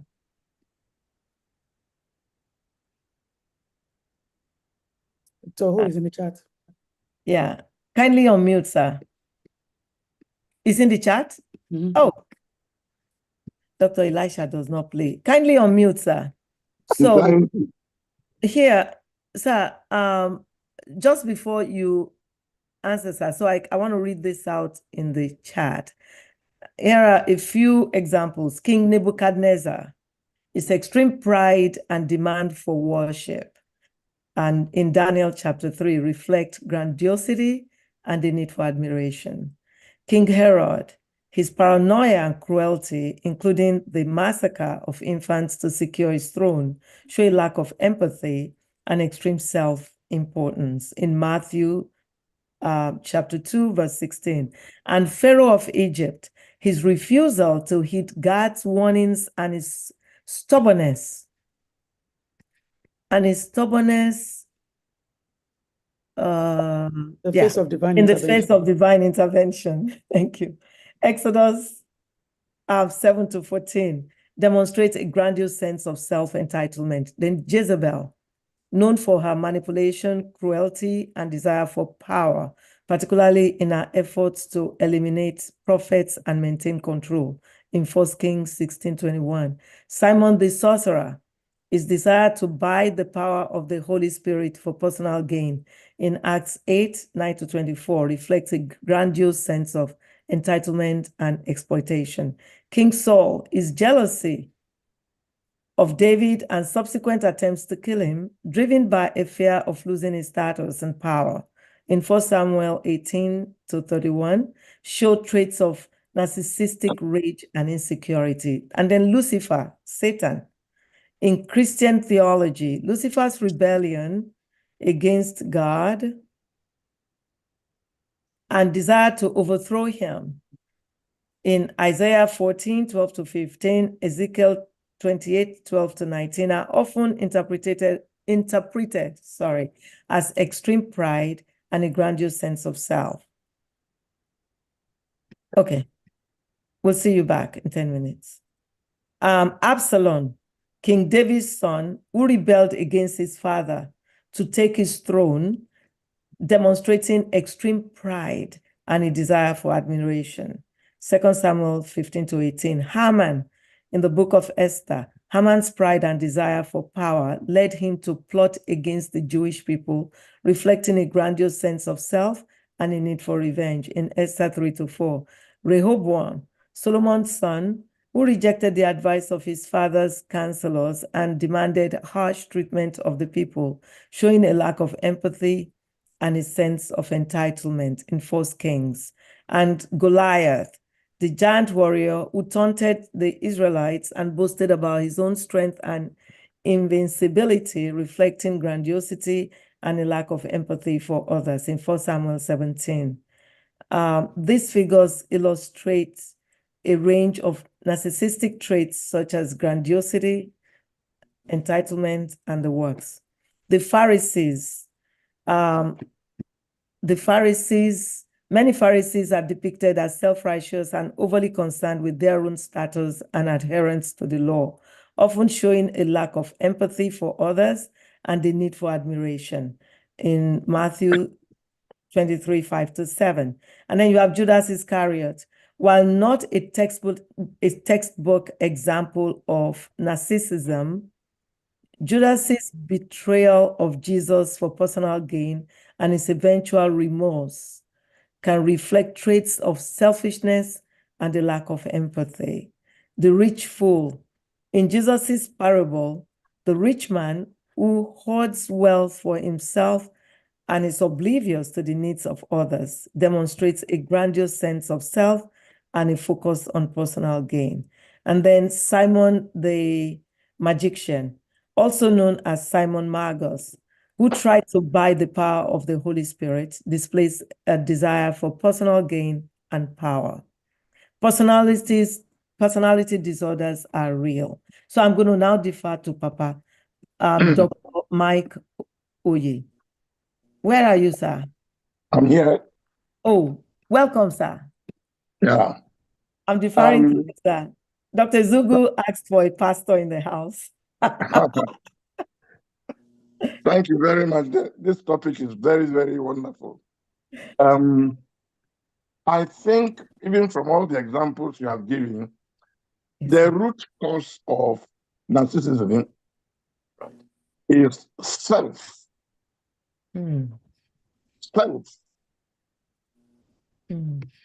Selfishness. And it's the opposite of love,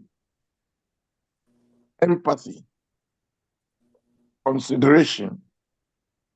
It takes only the real power of God and the Holy Spirit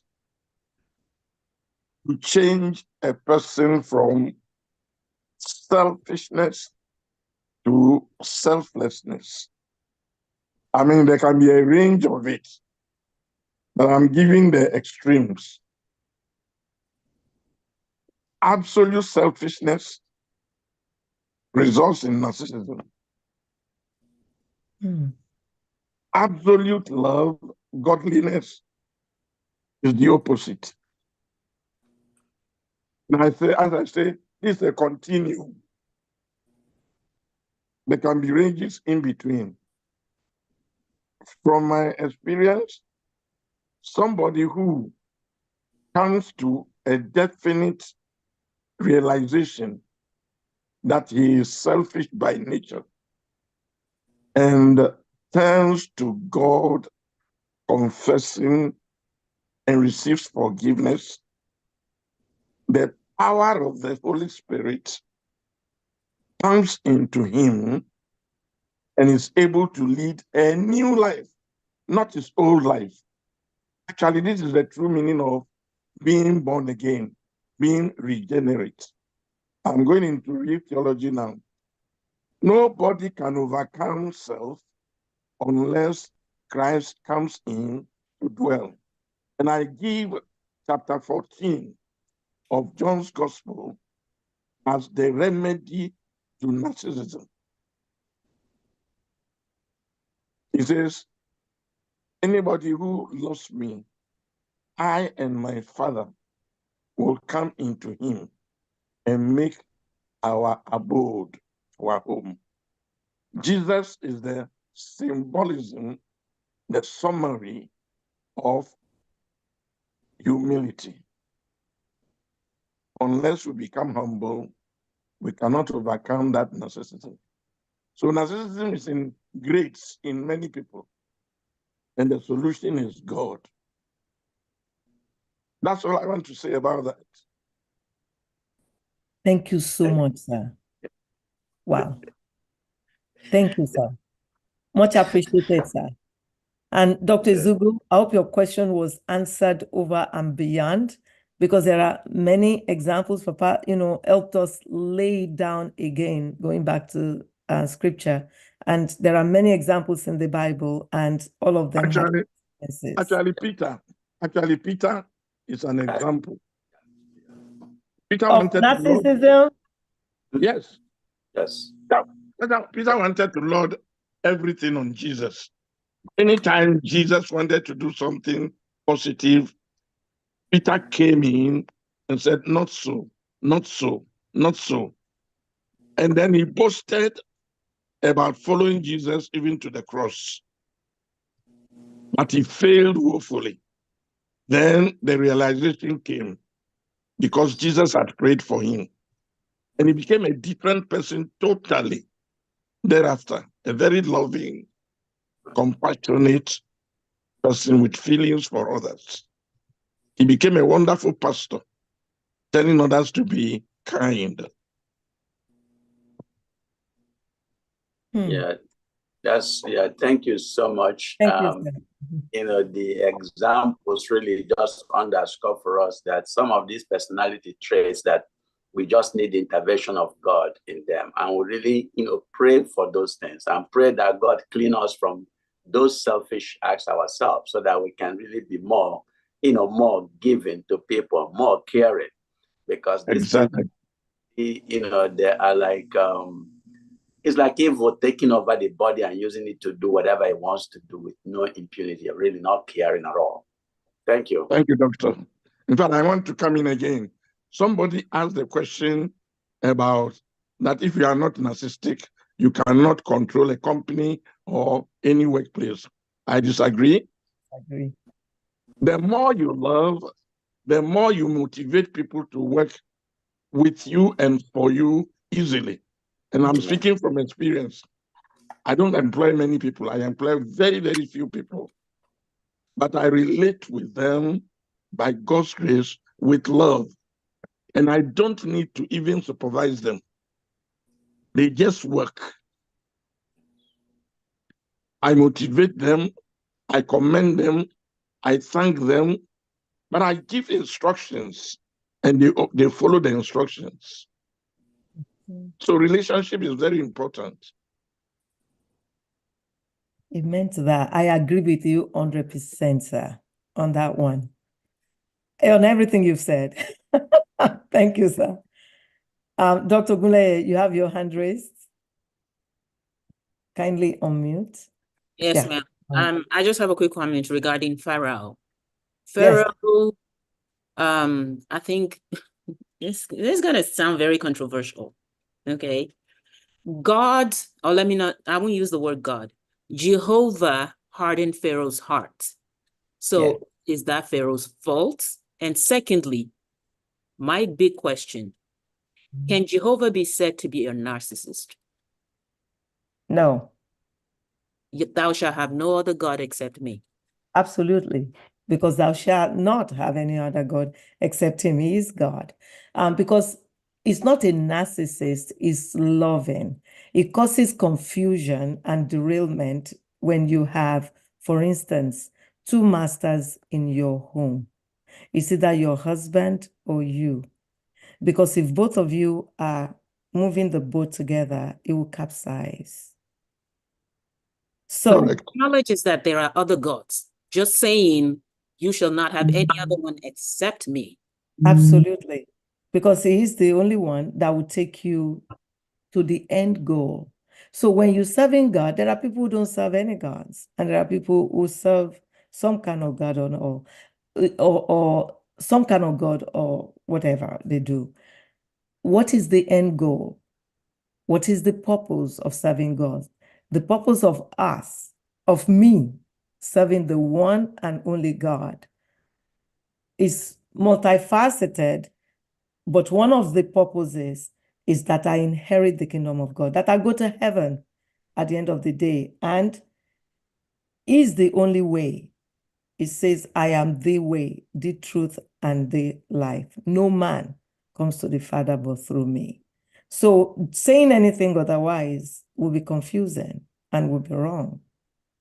So you can serve no other God but him. That's it. But it's a choice. Just 1 minute, sir. Choice. Yes, sir. Go ahead, sir. Go ahead, sir. There are gods, but there is the supreme God, the owner of the universe, under whom all other gods operate. And all the other gods are rebels. So it is wisdom to give allegiance to the overall God who judges all things and who loves all people than to give allegiance to a rebel under him. The fear of God is the beginning of wisdom. So Jehovah is the overall God. Amen. Anyone who doesn't go to him through Christ, whom he has provided, has missed the way. So he's a loving God. And because he doesn't want us to perish, he says we must come to him alone. Love is jealous, you know. Mm-hmm. When a man loves a woman, he's jealous over the woman. Mm-hmm. And we human beings are supposed to be God's wife. And he must be jealous for us. Anybody who refuses to obey him suffers punishment under other gods.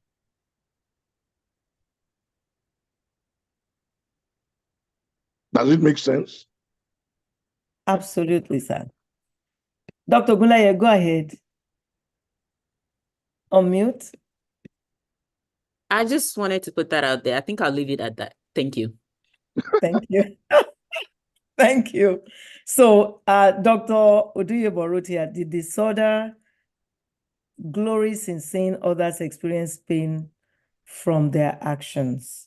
The pathology lacks emotional appreciation and blunt in all their expressions.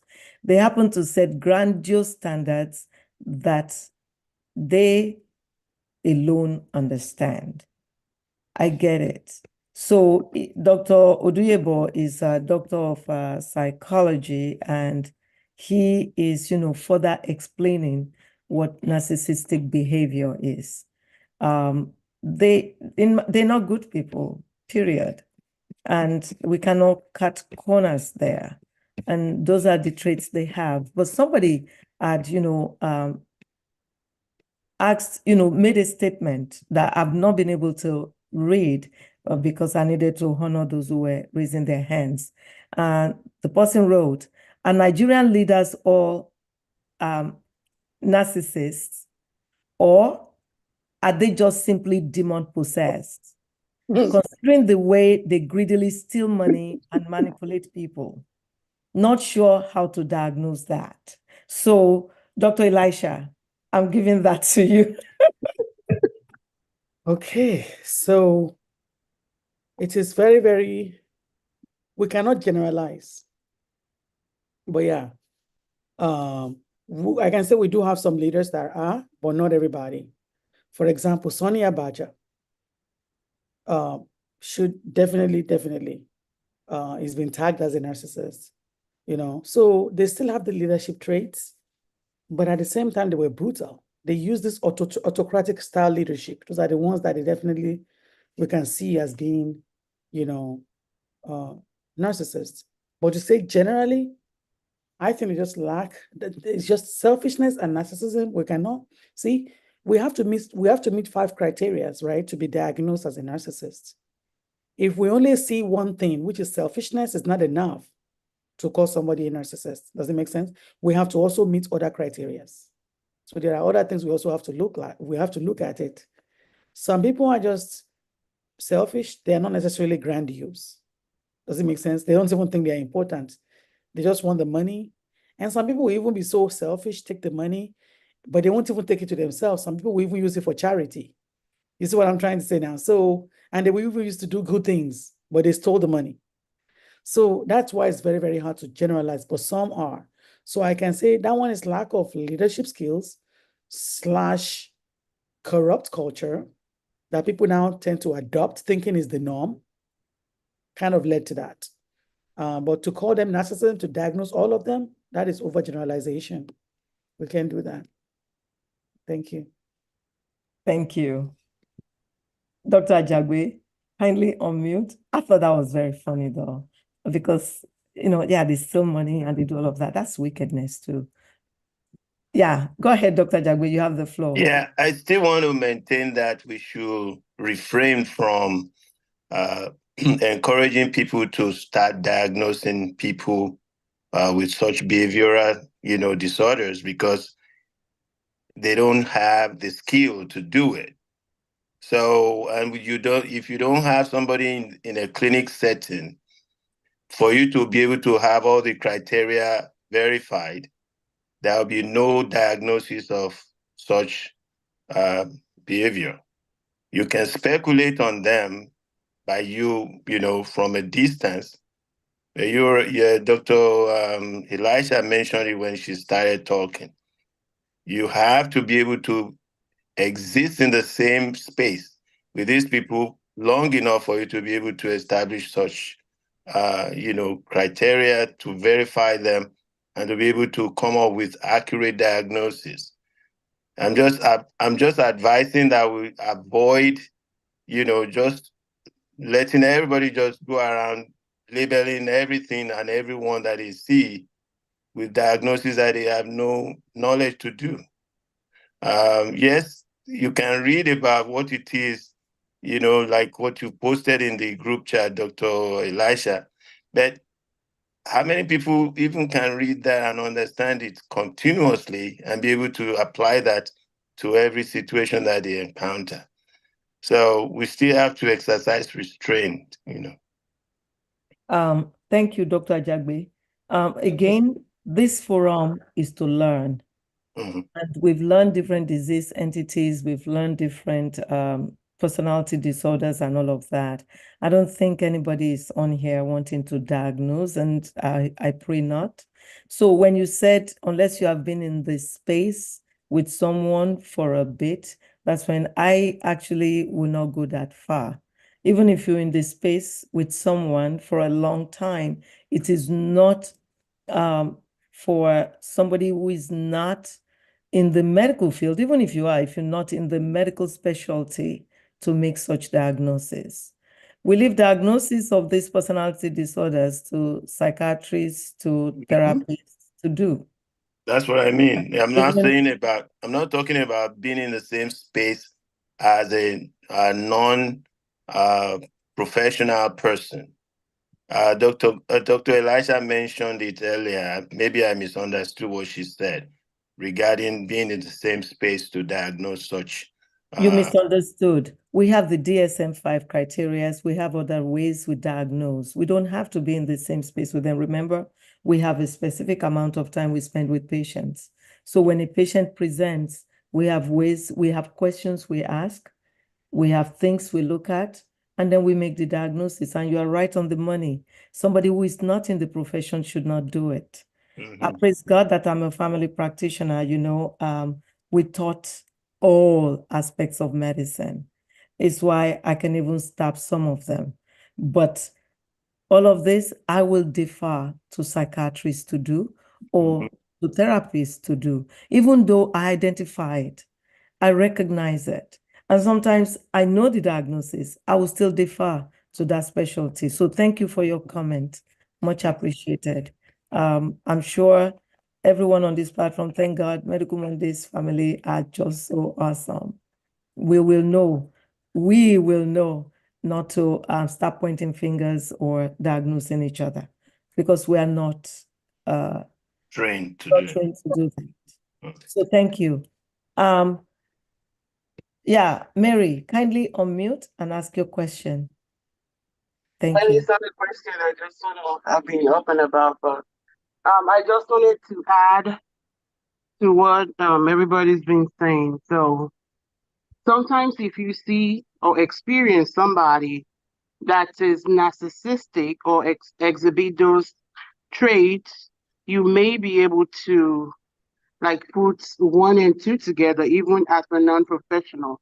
So I have experienced more than 1 or 2 narcissists, and sometimes they're really hard to work with because they are always right and you're always wrong.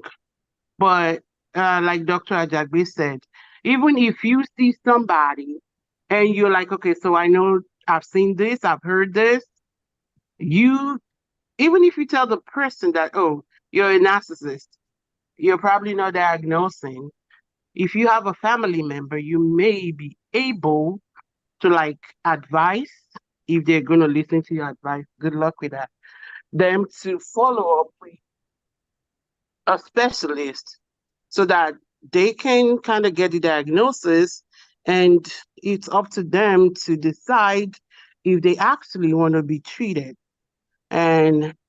or to get the treatment. So that's just, if you experience a narcissist, they are so, okay. I'm still experiencing one as I speak. So okay, Mary, thank you so much. But you are in medicine, so your comments are, let's not confuse the audience. You are in medicine.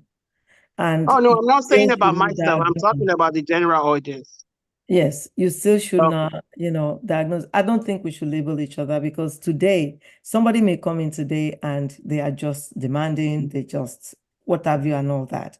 Because they did that one day does not mean that they are narcissists. And it's not for us to tell somebody you are this person, you have this personality disorder. I think we should refrain from that, because it can cause trouble. Mary, don't start trouble, though. It can cause trouble. We don't want to do that.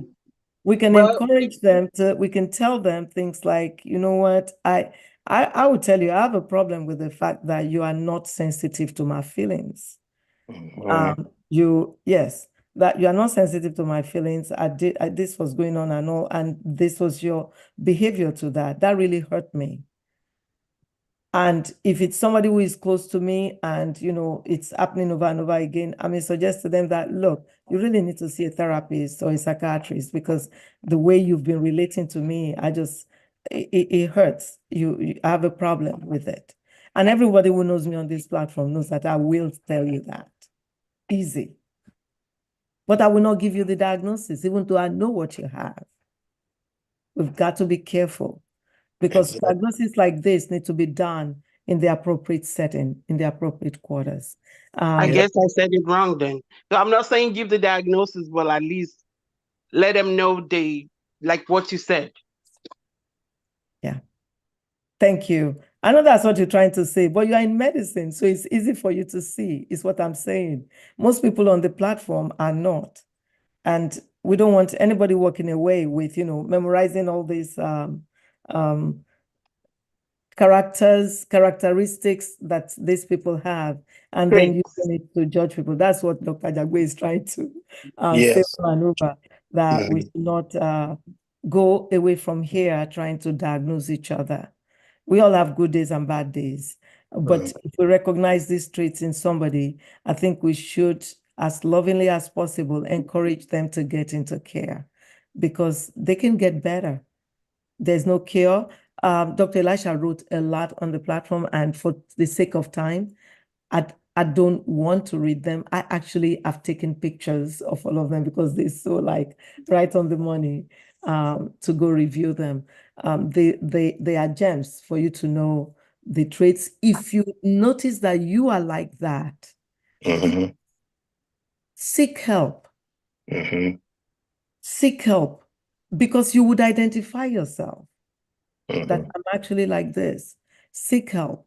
And, it would help to at least temper the behavior and make you a better person and a happier one, actually.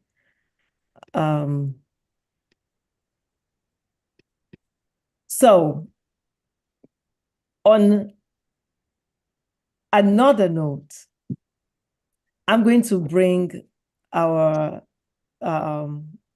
sister Wumi Kamsin up, and then I'm going to revert back to Dr. Elisha to give us her parting gems, parting words, things that we need to remember and take home. But Sister Wumi Kamsin, if you remember, is a huge advocate for sickle cell, also for fighting blood cancers that we call leukemias, lymphomas, and stuff like that.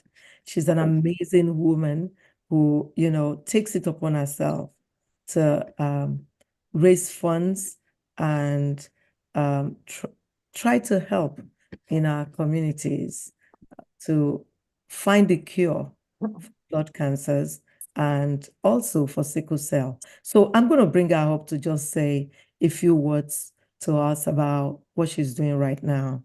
Please, I'm asking that you should look at our sister here. She doesn't have to do this.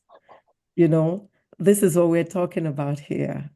When you talk about selflessness, just the total opposite of narcissism that we're talking about tonight. She's an amazing sister who is just selfless. Even at NAPAC, Nigerian American Public Affairs Committee, the work she does there to make sure that we are on the table and not eating as menu is incredible. And she does it with a smile and with joy. Sister Wumi, please talk to us. Thank you, Dr. O. I appreciate it. And good evening, good afternoon, good morning, everybody, wherever you are. Truly appreciate the platform and the opportunity. I'm not going to take too much of your time. The request is that I am part of a executive leadership committee for the East Bay. I live in Northern California and the Bay Area. And Leukemia and Lymphoma Society has been involved in in funding research to find cures for blood cancer. And the why for me is because my youngest son was diagnosed. I think I brought it up in one of the chats in this forum and talked about it.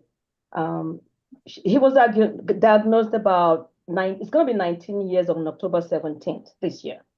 4.5 years old, he was diagnosed with leukemia, went through the chemo treatment. It took him 3.5 years of chemo. And that was the protocol at that time. Thank God he survived, he's doing well.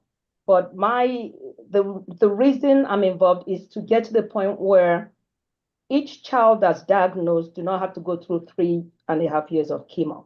As you know, chemo we don't know what it does to their body. It tries to fight the good, while it's trying to fight the bad cells, it's also fighting the good cells. So you hope that there's no long-term effects. So that's why I'm doing this. I've been raising funds for leukemia and lymphoma for, I think, since 2008. My team, my family and I, we've raised over $100,000. I stopped counting at some point. So this year again, 2024, I'm involved in the challenge. There's a challenge. There's a group of leaders. They try to encourage to raise funds. And the challenge goes for 6 weeks. It started last week. It goes on till, I believe, the middle of October. Thursday is the critical day where they call it Executive Challenge Day, where we try to raise funds. But any day is fine. Please, I know that this year there's a lot of asks from everybody between Kamala and NAPAC and this and that. And everybody's stretched thin, but no matter how much you can, I truly appreciate it. So thank you. And again, it's just asking that you can help fundraise to find cures for blood cancer. I'm quite sure we've all been impacted one way or the other. If you've not been impacted directly, I'm quite sure you know somebody that has been impacted. So please join me to help find a cure. That's my ask. Thank you. And thank you, Dr. Elisha. Again, Dr. O, thank you for this platform. Truly appreciate you. Thank you so much. Thank you. You wonder why I brought that up, because it's this Thursday. And I'm going to send this to everyone on, I'll send it to your WhatsApp. The link is there. Please post the link for people who may want to donate. Yeah, I just posted it again. Yeah. Click on it. Thank you very much. Thank you. Thank you all. I appreciate you. Thank you. Thank you. Thank you for all you do. And I pray that we get a cure. Yeah, we need to get a cure. We need to get to the point where, with COVID, they found some kind of vaccine. That's what we're hoping for. Let's find a vaccine. Let's find a pill, a tablet, some kind of syrup where these kids don't have to go through 3.5 years of chemo. That's my goal, and that's what I'm asking you guys to help me with. Thank you. Thank you. Dr. O. Yes, sir. Can you link me with her? I'll do that, sir. I'll do that right after the program, sir. Yeah. Yes, sir. Thank you, sir. So, Dr. Kehinde Elisha, kindly give us your parting words, and thank you so very much for this very, very thought-provoking, detailed, eye-opening conversation on narcissism. Thank you. Thank you. Thank you so much. So thank you so much for having me, and I appreciate the questions and the fact that we're all here to learn. And if you know anyone, or if you personally know that something is off, something is probably off. So just get checked, not reading the books only. You need to seek professional assistance, and for ourselves and for those around us, so that we don't have to suffer, because there is help out there. Thank you. Thank you. Thank you so much. And till we meet next week, please stay safe. If you're going Dr. to O, yes. Can I say something? Yes, Dr. Booker. No, it's not on the prize, waiting for the end. I'm fine. There is a Nigerian playwright who has a